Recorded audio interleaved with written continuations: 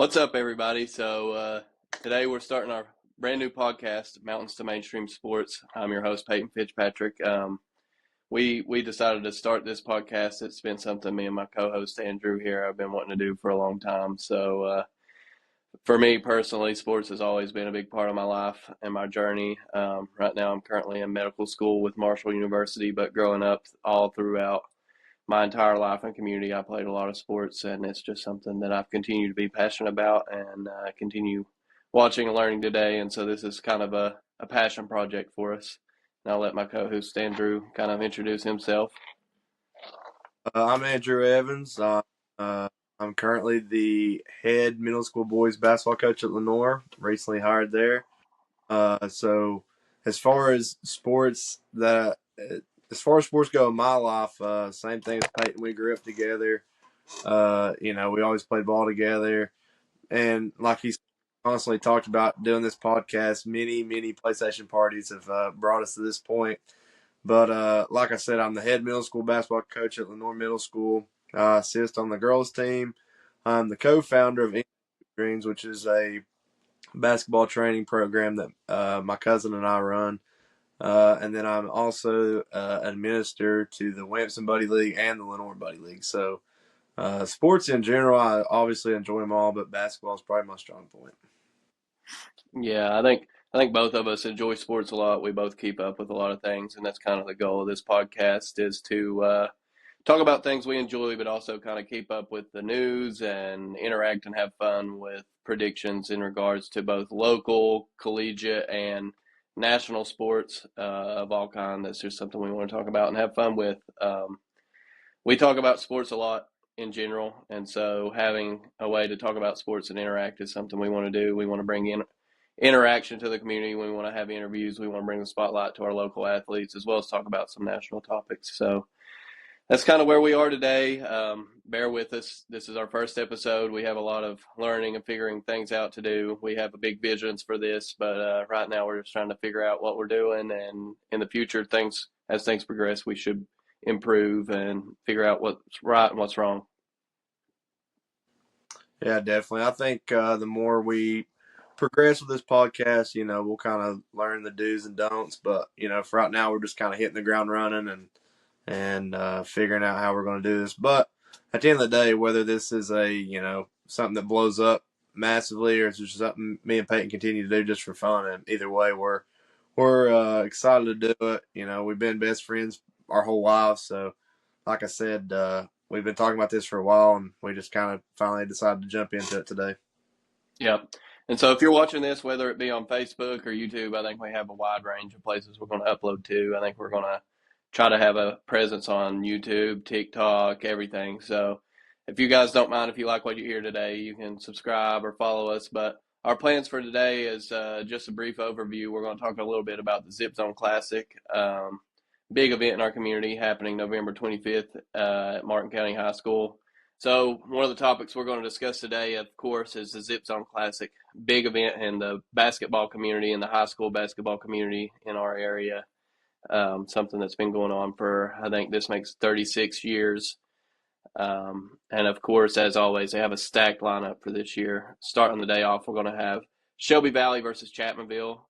Then we'll have Ashland versus Breath County, Hazard versus Newport following that, and then Boyd County versus Adair County, Harlan County versus Lyon County, and then the Martin County girls are going to take on the Tug Valley girls, and then we'll have Johnson Central versus GW, and then we're going to end the night with what should be a shootout between Martin County versus Tug Valley, possible shootout, I should say.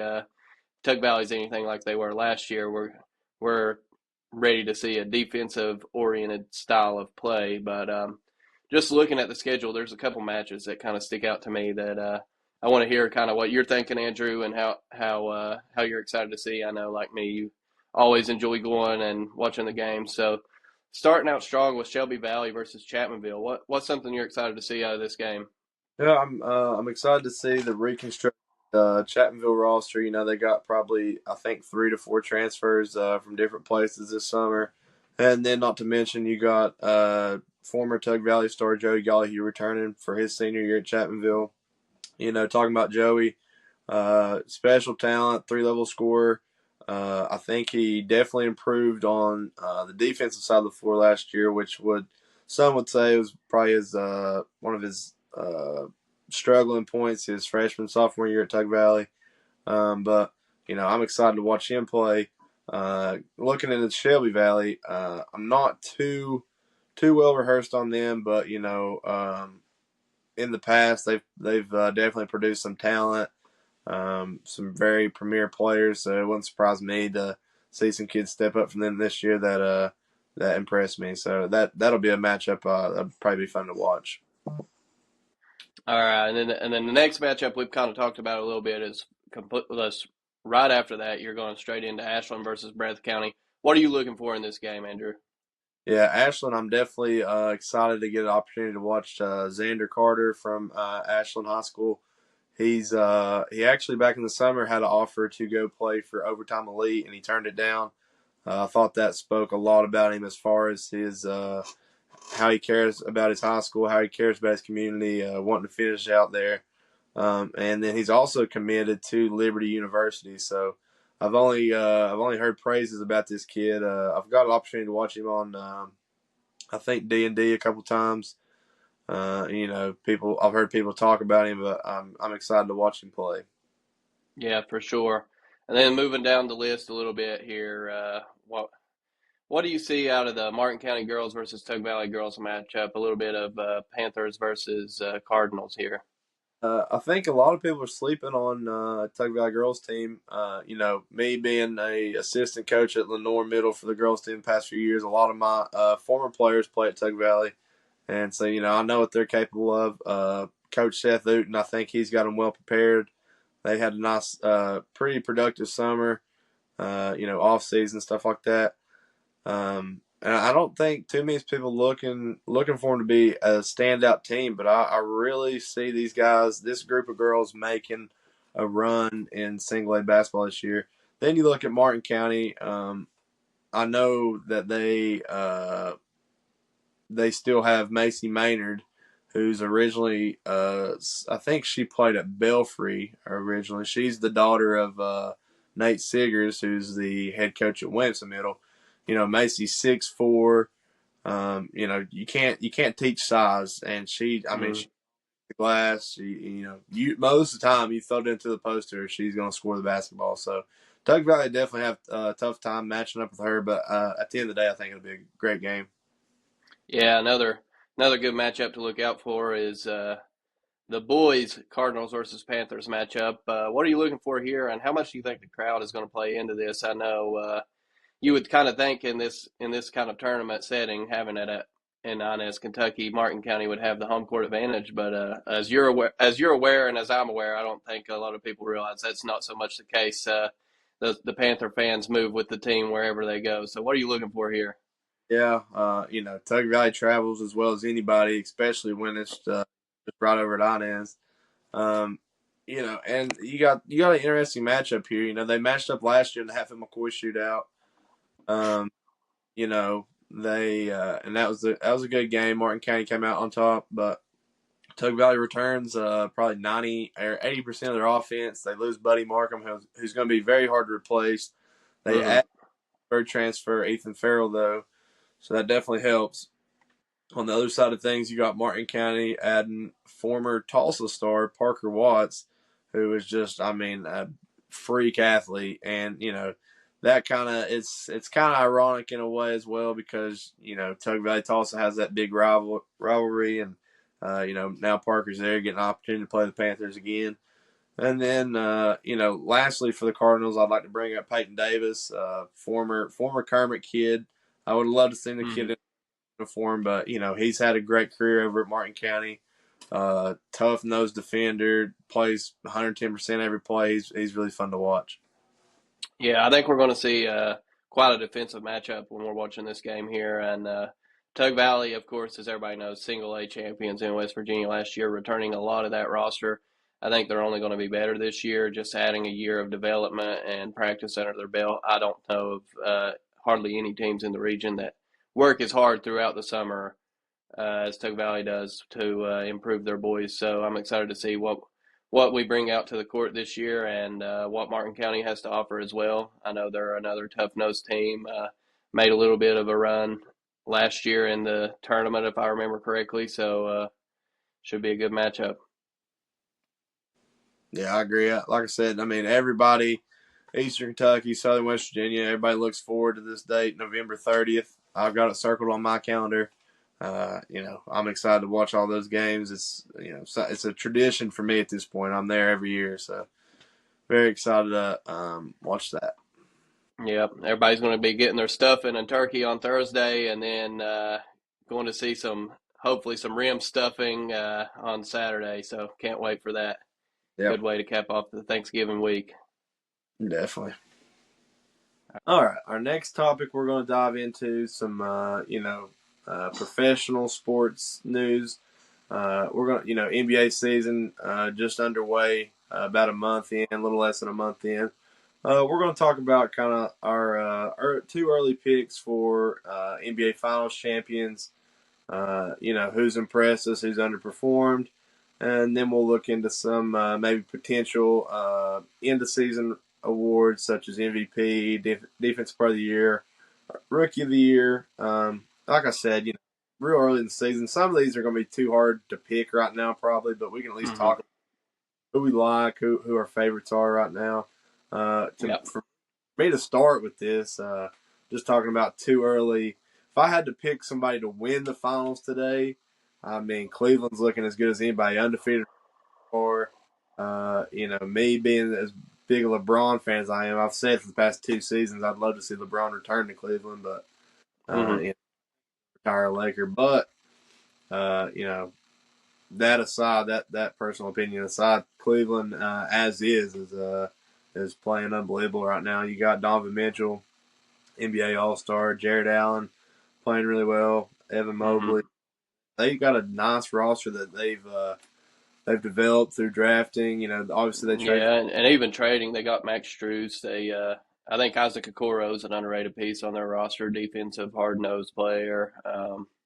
They have a lot of depth over there, and they have a lot of hard nosed grit. I'm a big Mobley fan. I like Emo on the defensive side of the ball. I've been saying for years he should be in Defensive Player of the Year candidacy, and Darius Garland can improve on his season last year as a point guard. I think they're going to be a real threat, um, for sure. I think my pick to come out of the East and probably to win the whole thing is still going to be the Boston Celtics.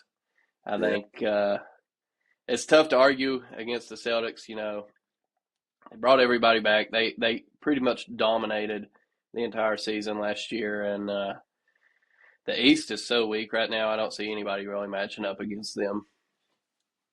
Yeah. I mean, if I had to, like I said, I don't know that I necessarily. I may have spoke a little incorrectly a while ago. Cleveland's probably I've been most impressed by so far. As far as picking them to win it, I'm not sure I would do that. I'm probably more like you. Probably Boston, as bad as I hate to say it. But let me let our viewers know this. People that think Boston succeeds because of Tatum and Brown, you are absolutely, that is, as Stephen A would say, that is blasphemy. They have the three best role players in the NBA in Drew Holiday, Kristaps Porzingis, and Derek White. And I know Porzingis, I don't even know if he's played yet this year. He's a piece of glass, whatever. But make no mistake about it, those three role players really, really, really make that team special. And then Yeah, I agree completely. you got guys like that freaking come off the bench and hit orders just out of nowhere. I know that's not a big part of their team, but I'm just saying they just got a very, it seems like, connected team. Cornette even this year so far has played, gave them solid minutes. I mean, they've built. I think Brad Stevens moving up from head coach to his role now. It's just he's built a perfect team, and that's why they play so well. Yeah, I think it was pretty telling last year when the only strategy it seemed to beat the Boston Celtics was to get in their head to try to make them beat themselves. All the talk with Jaylen Brown versus Jason Tatum, who's the leader of the team. When you have to resort to that kind of tactics to feel like you have a chance, then obviously you're a tough team to beat. And I think, I mean, like you said, they have the best role players in the league. They have two number ones, I say. I honestly, my personal opinion, I think I would give the edge to Jaylen Brown. I think that's a hot take, but I like the way he plays better than Tatum. I think he's harder nosed on defense. I think when you're trying to match one of the two up against the best player on the opposing team, you're going to stick Jaylen Brown on him. Maybe I'm trying to get into the Boston Celtics head a little bit. Who knows? But Yeah, regardless, I yeah, think I think when the regular season, when you're coasting, Jason Tatum's going to put the numbers. But when it gets to playoff time, your harder matchup's going to be on Jaylen Brown. yeah. I mean, I picked Tatum personally. I do think, and people's like, "Oh, Brown stepped up in the playoffs, whatever." I do think maybe it was more so teams were more dialed in on Tatum, and that kind of gave Brown a little bit more freedom per se. But like you said, at the end of the day, they got two number ones, and then three of the best role players in the league. I mean, it's just a team like that's gonna be hard to take down. Well, Yeah, and even like Al Horford, they rejuvenated his career. I mean, he was okay on the Thunder for a little bit, but then they brought him over, and he's been an excellent role player too. I think they got the number one and number two possibly perimeter defenders in the league. Number one for sure, and Drew Holiday. Derek White is up there for sure, um, but I think they're going to be tough to beat. yeah, I agree. Looking out west though, your Western Conference teams, I think it's a way deeper conference, way more competitive conference. Hmm. Uh, you know, this year for me, I like, um, me being a Lakers fan, who I've watched the most. They've kind of underperformed a little bit, but you also have Davis that's playing out of his mind. You look at a lot of the two early MVP ladders. He's number one on most lists. Um, LeBron's had a couple triple doubles here. He's also had a couple games where he hasn't been, the LeBron we know. But the guy's on. I think he's turning 40 in December at some point. Some nights I think he's going to be slowed down a little bit. But and then you look at other teams. Phoenix is still, Durant, Booker. The Clippers have been very underwhelming so far. Kawhi, another guy, is just injury prone. Um, Kings are a team up and coming. They had a decent run last year. The Grizzlies got Morant back off his suspension. So I mean, there's just so many teams I could bring up and talk about. The Nuggets, people's talking about them being Hmm. a team now. And then not to mention probably the most talked about Western Conference player at least, or maybe even team. You got the Minnesota Timberwolves with Ant Man. He just continues to rise as one of the faces of the league. He's a special talent. I think he's gonna. I think he might take that next step and maybe get Minnesota to the Western Conference Finals this year. Yeah, I think it's a big surprise seeing him shoot that many threes. He's up to like what 5.6 or 7 a game. I mean, ridiculous clip for a guy like him. Um, Averaging the most threes per game in the league is scary for somebody of Anthony Edwards' athletic capabilities. That's not what you think of when you think of his game. So if he can keep that volume up and hit at a high clip, I think they're going to be scary. For me, the team that I've been focused on and locked in on in the Western Conference is the Oklahoma City Thunder. I think they're going to make their run. I think this is their year to make the finals. Um, and honestly, a little projecting ahead, but I think they have my too early to tell MVP. I know your top three right now are probably Anthony Davis. You've got Tatum in there and Kevin Durant before he kind of is out for injury for I think 2 weeks. But for me, just from what I've seen, I think best player on best team usually wins MVP, and there's no better team than the Oklahoma City Thunder. And Shea has continued to show why he is a threat. Um, he kind of thrives in that lost art area of the mid range. And then just from top to bottom, like we were discussing with the Celtics, I think even more the Thunder have it. Alex Caruso, another one of those role player guys that's just a perimeter defending demon. You've got guys like J Dub, who is an up and coming scorer. You've got Chet Holmgren, who has taken his game to the next level this year, putting the ball on the court, making these great plays with the ball in his hand. And then, of course, as we mentioned, Shea, one of the toughest guys in the league to defend. So I think top to bottom, when you're looking at East versus West, I think my predictions is going to be Celtics versus Thunder this year. I think the Celtics will beat the Thunder. I think it'll be a good matchup, and I think my early MVP is Shea Gilgeous-Alexander. So, Yeah, and back when I was discussing the Western Conference side of things, I was just kind of going mainly through the depth. Dallas, mm, and we didn't even bring up. There's just so many that are good teams on that side of the. yeah, Phoenix has looked good this year. Dallas is a team I watch more than any team in the league. I'll just go ahead and tell you, I love Luka Doncic. I love the way he plays.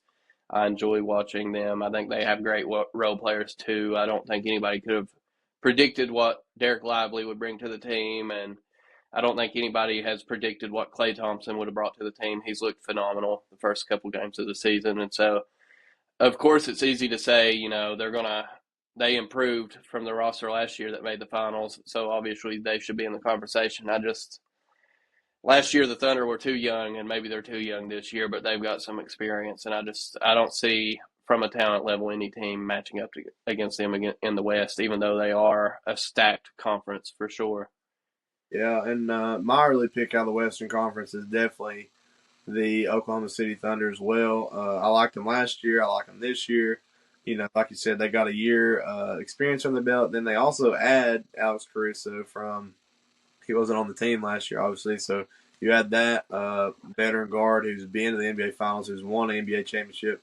And then, not to mention, too, you get Isaiah Hartenstein from the New York Knicks, who I think is one of the most underrated players in this league. I really Absolutely. plays, but the Thunder are just so deep. They have a young core, and me personally, I think SGA was robbed of MVP last year. I mean, best player, best team. It should have went to him. At least that's how I see MVP, and I think you agree. But Jokic won yet again, but I think it's SGA's year. Unless, I mean, if Anthony Davis can continue his tear, and me personally, I'll be happy either way. Being a Kentucky basketball fan, Kentucky guys competing for MVP. Either way it goes, I'd be happy to see it.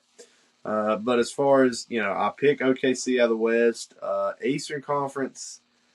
I hate to say it, but you kind of have to go with Boston. I do look for New York to make a run in the playoffs. I think Cat is fitting in well there. I think Hmm. that trade for New York. A lot of people act like there's mixed emotions about that. Minnesota won, New York won, whatever. I think it's fairly even. I'm not sure that Edwards and Randall really coexist that well. I know they've played well together a couple games, but I just think Cat fits better in New York's play style. And I think he's very underrated. I know he gets memed a lot probably, and I think that takes away from his his actual skills as a basketball player. But I think he's going to fit in well. Um, Yeah, I think New York is a special team to watch out for as well. There's a lot of talk about the Cat trade, and everybody I think is kind of forgetting what I think is the even bigger trade, the Mikal Bridges deal. I think Mikal Bridges is going to be an absolute stud for the team. When I think he fits so well into what they're trying to do, and I'm just interested to see how the team progresses. Um, I think the East is wide open for the taking. I know Boston is definitely the number one, but coming down from there, any number of team can take that number 2 through 10 spot now that we have the play in. And so I think there's going to be a lot of teams competing for playoff spots. I think it's going to make this upcoming draft interesting. I think this is going to be one of those years where you kind of see that play in tournament deterring what would have other been a big tank fest for Cooper Flag, who has looked amazing. And so I don't know, man. It's going to be an interesting season in both conferences. So moving from that, I think we were going to also try to make our picks for some of these other awards here. Too early to tell. So for my MVP, I'm going to say Shea is my too early to tell MVP prediction. Who do you have here? I think just I like the SGA pick, and it could go either way for me. But as of right now, I'm going Anthony Davis. I Hmm. think he's absolutely dominated so far this year. He looks more like New Orleans Anthony Davis to me. He's playing aggressive. He's scoring the ball at a high rate, rebounding the ball, blocking shots. I mean, he just looks like prime AD right now. So if he can continue that over the stretch of 82 games, I think it's a no-brainer. He's regardless if the Lakers can finish top five, I think he'll get it. Yeah, I think this is the Anthony Davis Lakers fans have been promised and looking for all these years. I don't know if it's he was kind of pretty healthy all year last year, and he's got a summer under his belt, or if it's more so JJ Redick unlocking that. I don't know what it is, but he's been on an absolute tear, and I hope he continues it for the rest of the season. Moving on to our next too early pick. We've already spent a lot of time talking about our finals matchup, so we won't go there, but we'll go to defensive player of the year. Who do you have here as your too early defensive player of the year? And if I wasn't picking Anthony Davis for MVP, he would be another guy I bring up here just for his way to block shots. But I think Wemby was kind of screwed out of it last year just because he's a rookie, and they knew that's going to give him Rookie of the Year. But I think this year he's probably going to take that title home. Yeah, I agree 100%. I think Wembanyama special on defense. There's been a lot of talk about his offense this year. He hasn't been as efficient. I think you got to give him time. He's young. He's figuring things out. He's got to bulk up. I think he's going to be an absolute force on the offense side of the ball. I think a lot of people fail to realize he's young, and these rookies. It's easier for a rookie to play defense than it is offense at that level. I'll just put it that way. And so you don't see a lot of rookies coming in and making that big of an offensive impact. And so just wait it out and see. Moving on from that, who do you have for sixth man of the year? Um, I think it's going to be an interesting sixth man of the year run this year. Yeah. Right off.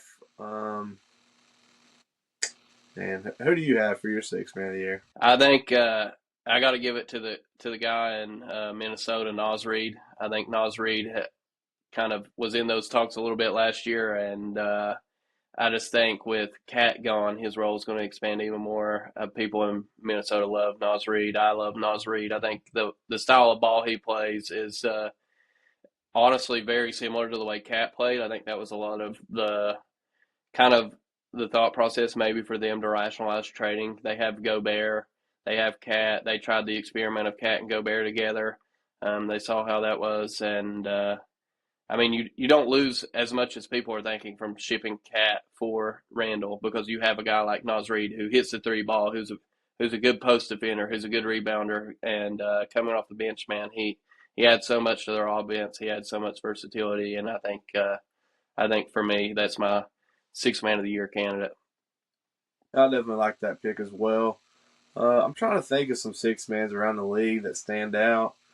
The Lakers usually bring Connect in off their bench first, and it's hard for a rookie of the year or rookie to kind of achieve an award like that. I do like Connect off the bench for them. I want to say that the Suns have been playing Brad Beal off the bench and starting Jones at the point instead, and that could be something that could make him a six man of the year candidate just because we all know Bradley Beal can score the ball in a hurry, and he could be that little spark off the bench coming in for Book. I'm not sure if they've done that the whole duration of the season so far, but I know first couple games he was coming off the bench. So Yeah, and he's had a great season. I don't know if the game against Dallas the other night he came in and he hit in the fourth quarter, hit two threes in a row, looked electric. Another guy I'm looking out for is Caruso. He's coming off the bench for the Thunder. More of a defensive pick, more of a hard nosed pick. I don't know that advanced stats will be his friend, but I think Caruso should be in the conversations as well. Um, Going from that, we have Coach of the Year. I think early on it's tough to take it from JJ Redick. I know sometimes some of these awards can be kind of hot topics. You kind of look back to the Russell Westbrook MVP year, not to say he didn't deserve it, but the story of KD leaving OKC and Russell Westbrook stepping up, I think, played a little more into that than people like to admit. I mean, the Thunder were only a 6 seed that year. And so I think all the noise around JJ Redick's hire and then coming in and looking at the Lakers this year compared to last year with honestly how little moves they've had should speak a lot to his coaching. And I think he's my too early coach of the year prediction.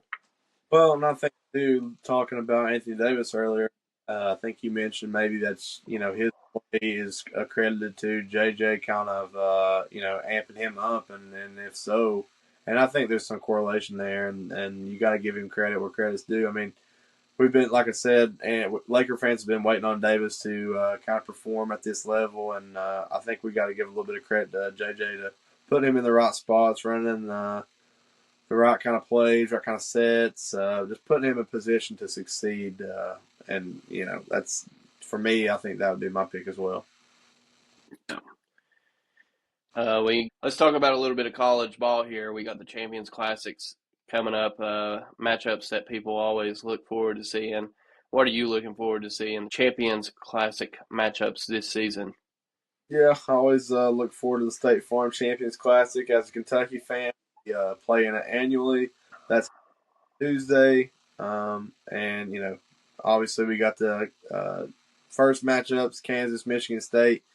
Kansas, just a loaded roster, bringing back Hunter Dickinson for final year. I'd hope. It feels like he's been in college for 90 years. I know Jawan Harris is back for the Jayhawks as well.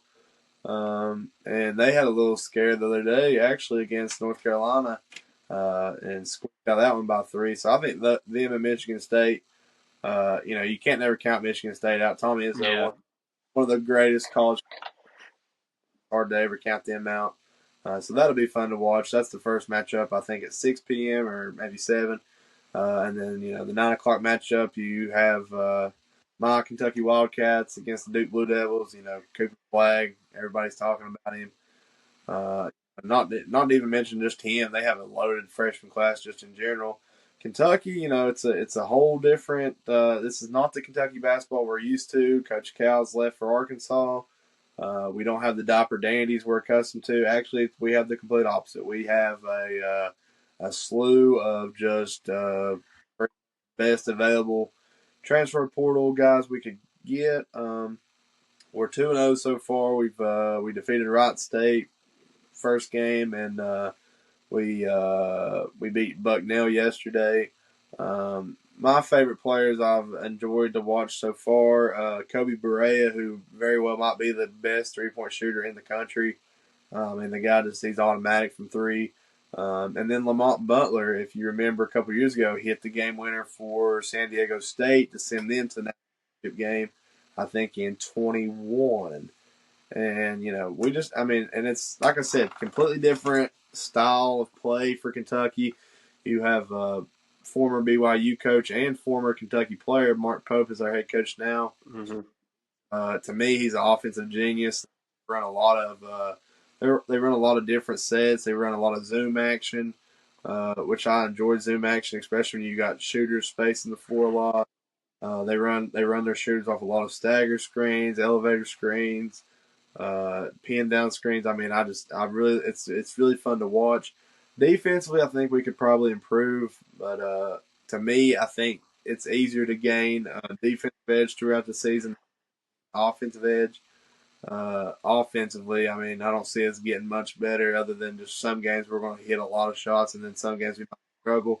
We might be one of those teams, that live die by the 3, but man, as many shooters we have, I mean, it's going to be fun to watch. Now, as far as our matchup with Duke, I'm not. If I had to pick somebody to win right now, I'd probably give Duke the edge just because they have a lot of hype around them. But like I was telling somebody the other day, this is Kentucky's first real test. So I mean, you don't really know what's going to happen. You don't really know how they're going to match up against somebody that caliber of team. So and with Kentucky having a whole new roster, there's not one player on our roster that's played together. So I mean, there's a lot of question marks over top of Kentucky, and we'll see come Tuesday night.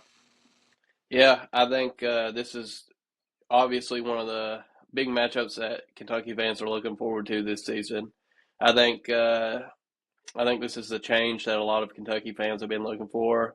I know you always kind of took up for Coach Cal a lot more than most of the fan base, but I think it's been a good change. I think Mark Pope, I think he's going to be an excellent head coach.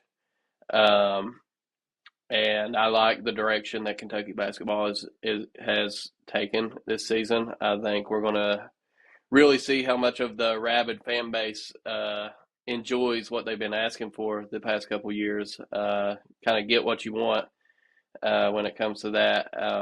That being said, I think they have a much better roster than last year. Personally, I think experience means a lot more in college than people want to kind of give credit to, and you guys have a slew of experienced tenured players now, so that'll help. But that being said, these young guys that Duke has this year, Cooper Flag being at the top of them, man, they're something special. The other night, I think I saw a stat that it was they had three players scoring over 20.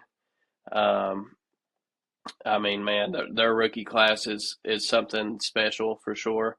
I would also have to give it to Duke in that matchup, and then Kansas obviously is one of the top teams this year, and Big 12 teams. I kind of have a preference towards Big 12 teams. I think it's an underrated conference in basketball.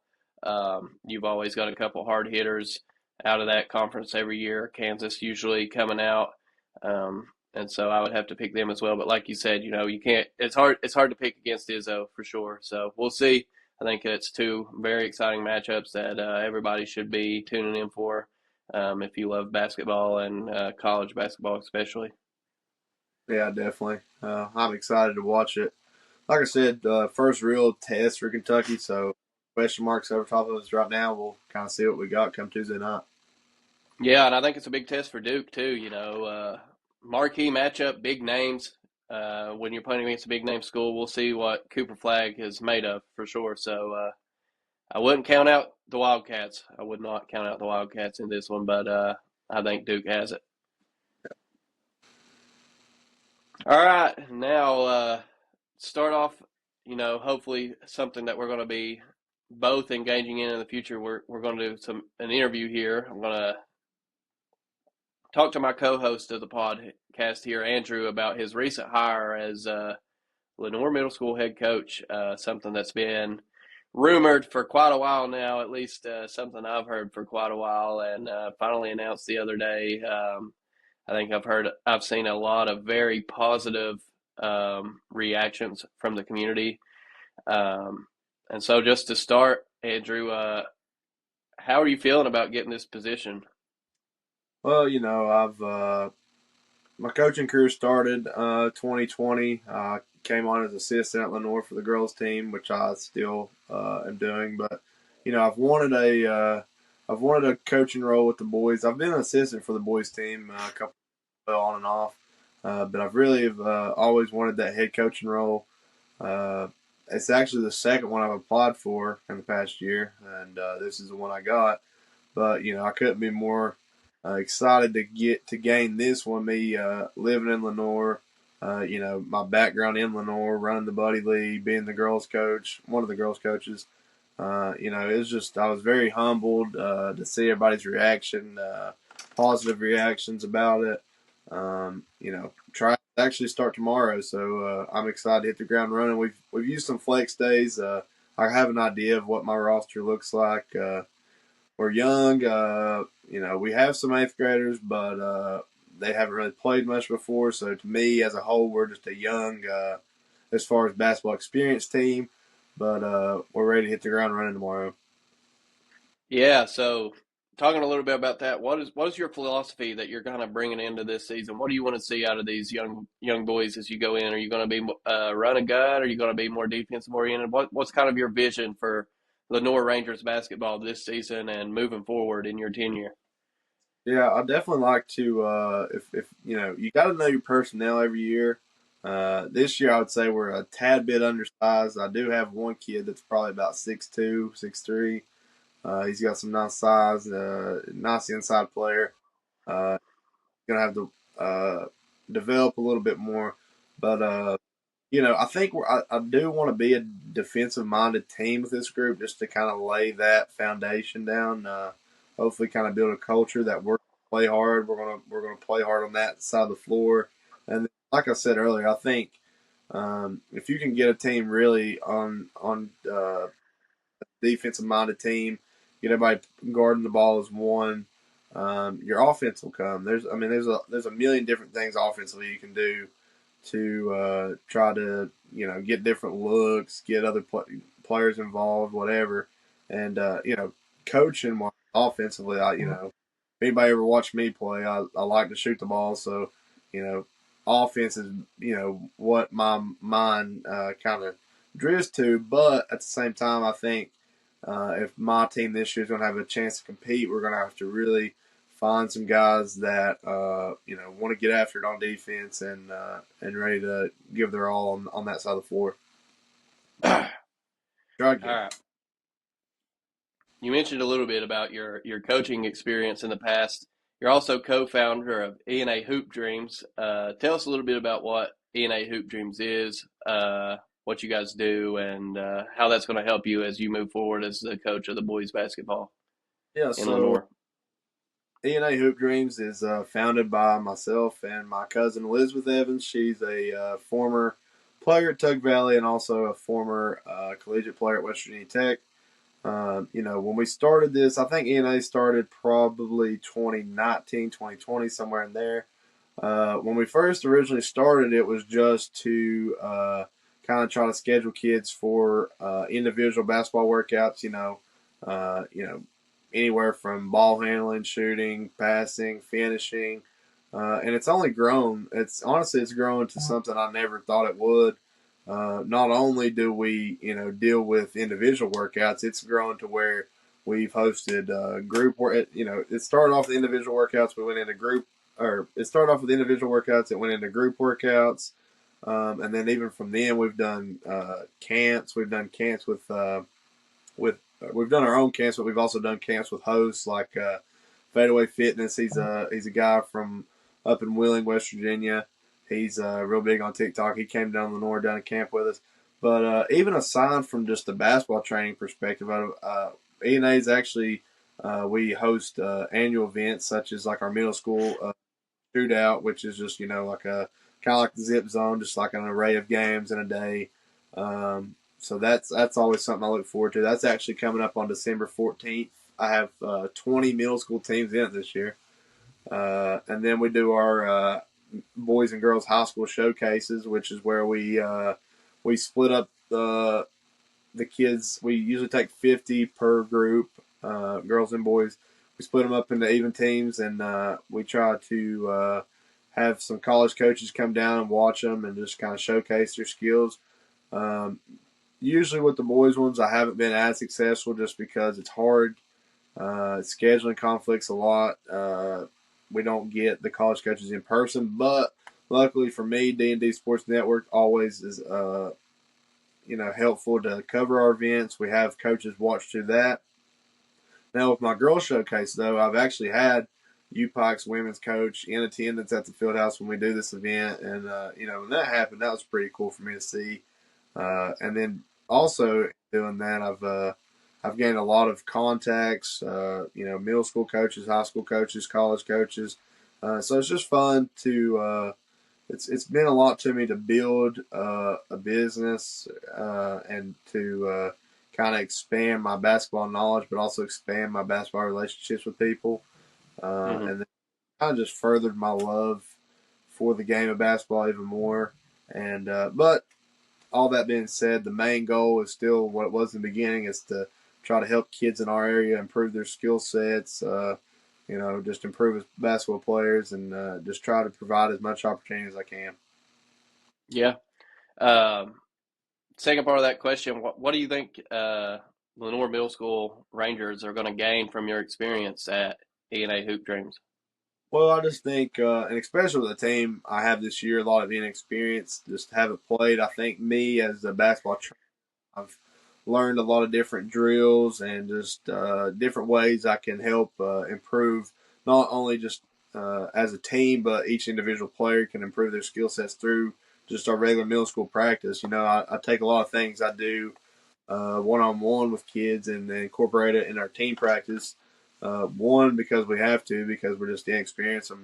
I tell my kids we have to become better as individual players before we can become better as a team. And I think through our flex days so far, everybody's kind of on board with that. And that's the biggest thing with this team, man. I'm just trying to embrace that. I'm trying to build a culture here. I'm trying to build a culture, trying to build a brotherhood. I want closeness with my team, chemistry, and I want them. I'm not worried about one kid standing out. I want 1 through 15 to really improve, and I want those kids to know that like this is our team and we're going to play for each other.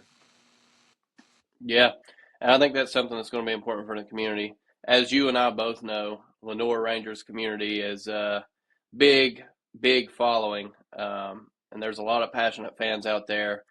What would you want to say to the passionate fans that follow the Lenore Rangers middle school team as far as this upcoming season and what you hope to build moving forward? Kind of explain to them why they should be excited for this head coach hire of Andrew Evans.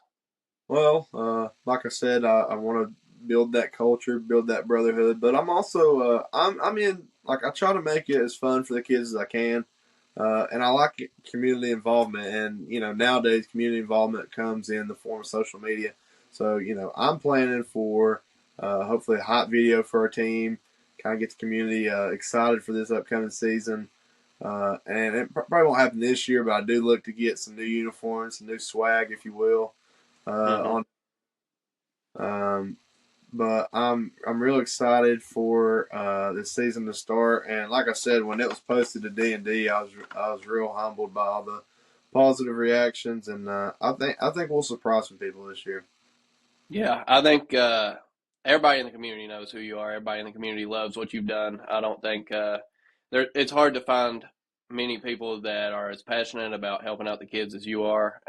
I know I'm very grateful to be your friend and to see all the things you've done. And I think this podcast in particular is just another thing that we're going to be able to bring to the community.